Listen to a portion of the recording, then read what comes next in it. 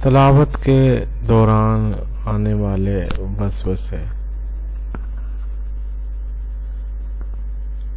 آپ قرآن پاک کا صحیح احترام ملحوظ خاطر نہیں رکھ رہے۔ آپ کو پہلے کسی عالم سے پڑھنا چاہیے، کسی کی رہنمائی لینی چاہیے۔ آپ نے کیا کرنا ہے پڑھ کر؟ قرآن پاک کو اگر صحیح طریقے سے نہ پڑھا جائے تو بندہ گمراہ بھی ہو جاتا۔ اگر غلطی سے بھی کوئی بات خراب نکل گئی تو لوگوں نے فتوے لگا کر جینا حرام کر دینا، اور آپ ڈر کر قرآن شریف بند کر دیتے ہیں۔ آپ سوچتے ہیں پہلے کسی سے مشورہ کر لوں، اور عام طور پر وہ مشورہ ساری زندگی نہیں ہوتا۔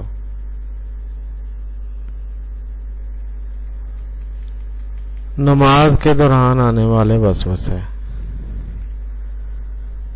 ایسی نماز کا کیا فائدہ، میری توجہ ہی نہیں ہے نماز میں۔ لوگ کہیں گے لو جی اب اس نے بھی نماز شروع کر دی ہے۔ نمازیں پڑھنے کے بجائے میں عملی طور پر لوگوں کے کام نہ ہوں، حقوق العباد ادا کروں تو بہتر نہیں ہے کیا؟ اور پھر کچھ سوچیں، کچھ شکلیں کہ آپ کا دل کرتا ہے آپ نماز توڑ کر بھاگ جائیں۔ عام طور پر یہ وسوسے وہ شیطانی باتیں ہوتی ہیں جو ہم نے اپنے ارد گرد کسی نہ کسی سے سن رکھی ہوتی ہیں۔ ان کا مقصد آپ کو نماز سے دور رکھنا ہی ہوتا ہے۔ بہرحال ضرورت اس بات کی ہوتی ہے کہ آپ ان وسوسوں پر توجہ نہ دیں اور نماز پڑھتے جائیں۔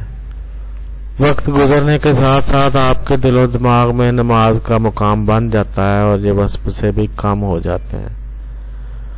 ویسے ان سب سے جان چھڑانے کا ایک آسان طریقہ یہ بھی ہے کہ آپ اپنے ارد گرد کے لوگوں میں نمازوں اور تلاوتوں کی تعریفیں کریں، اور دین کی بات کرتے ہوئے کسی قسم کی شرمندگی اور جھجک محسوس نہ کریں۔ انسان کی بات کا سب سے پہلا اثر اس کی اپنی ذات پر ہوتا ہے۔ پھر یہ کہ جو بھی آپ کی زندگی کا اولین مقصد ہے، معاشرتی یا معاشی حوالے سے،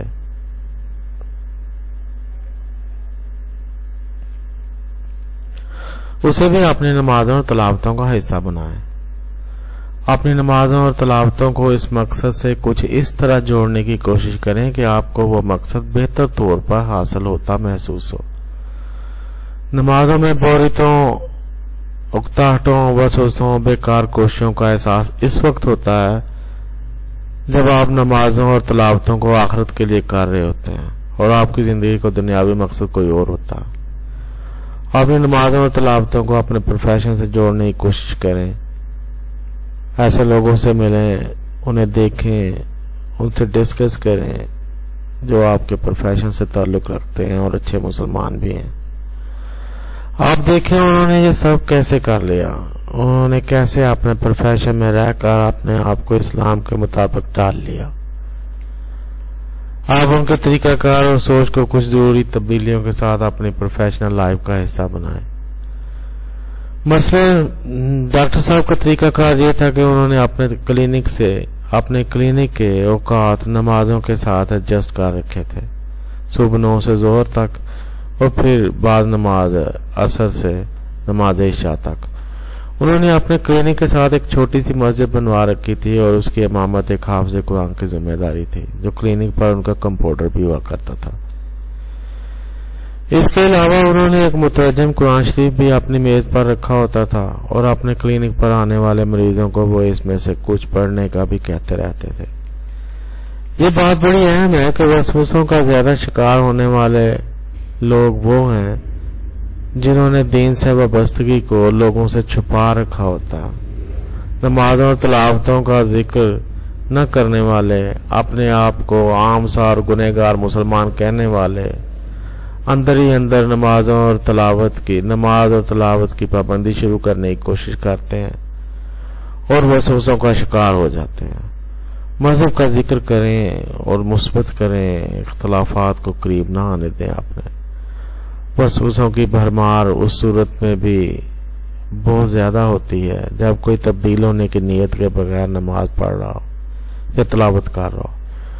وسوسوں سے دور رہنے اور توجہ کو بہتر بنانے کے لیے ضروری ہے کہ آپ مخلصانہ دل و دماغ سے تبدیل ہونے کی نیت لے کر نماز و تلاوت کر رہے ہوں کہ یا اللہ میں پہلے سے بہتر انسان بننا چاہتا ہوں، مجھے سمجھ اور ہمت عطا فرما۔ اللہ تعالی ہم سب کو اس کے راستے میں کوششیں کرنے کی لذتوں سے بہرہ مند فرمائے۔ آمین ثم آمین یا ارحم الراحمین۔